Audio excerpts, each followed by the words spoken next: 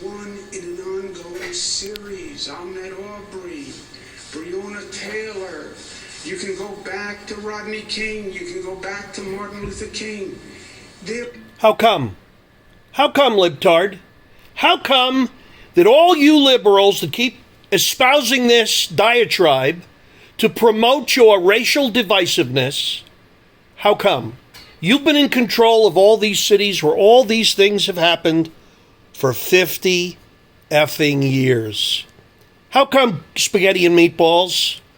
How come? We're so happy that you know the names of the victims. By the way, were any of those people obeying the law? Yes or no? And who were they abused by? The policemen who work for you.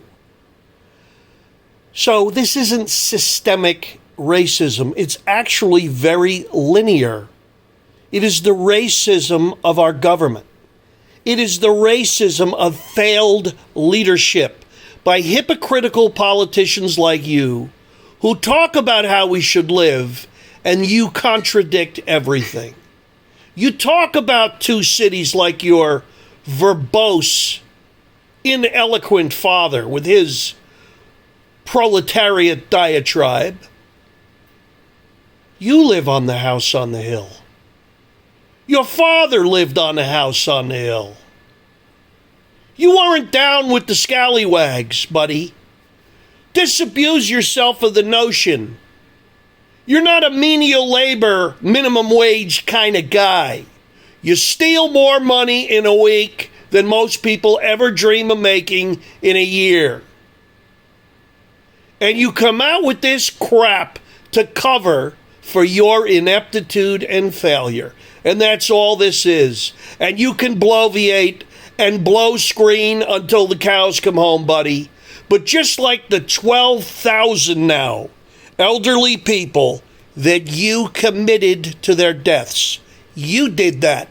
You sentenced them to their deaths. And then you tried to lie about it. You tried to say you were following federal guidelines, which has been a proven despicable lie. But you are a despicable gangster, and your philosophy is lies, and your acts are criminal. So you could point to all the disenfranchised poor people that have been abused by the very system that you run. But think about it, you ain't fooling anyone, putz. There are dozens and dozens of the same case. Dozens and dozens. Indignation. It's more systemic racism. Systemic racism. What have you done about it? If you are so perturbed by this, then why on your watch is it still happening?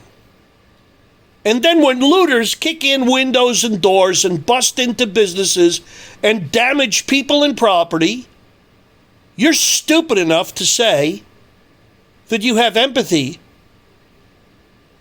for these miscreants.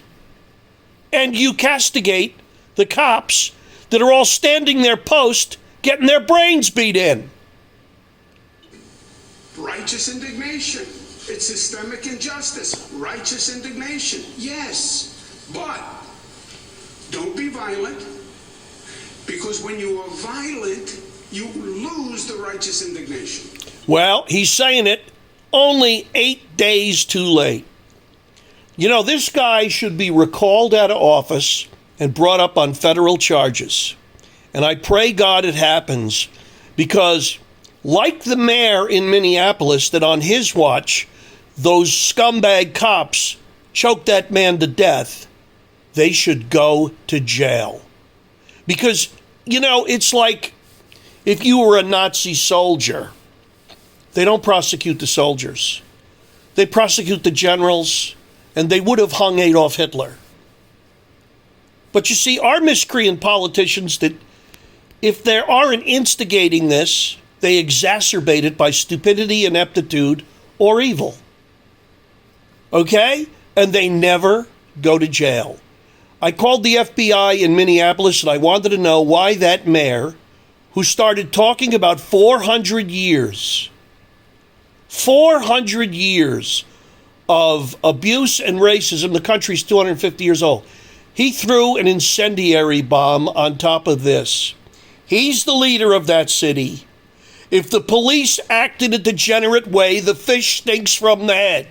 It's got to be revisited on the offices of mayors and governors. And if it isn't, this will never stop. These people walk away with their big pensions and all the money they steal, and they're never accountable. They love using the accountability word, but they never go to jail. They never pay fines. They're never prosecuted. So the next time you go to an airport, just yell out real loud, "I'm afraid to get on the plane. There could be a bomb." You'll go to jail. But when the mayor of Minneapolis, who oversees his police department, and they go off and do this degenerate thing, and he starts itemizing and categorizing 400 years of oppression and slavery. Can you imagine? When there wasn't a United States of America, but for 250 years ago. So, you yell fire in a theater, and without a fire, you'll go to jail. These people can do the same thing from their up high ivory towers. Sit back and watch the show, laugh, and feel like little gods, and they never go to jail.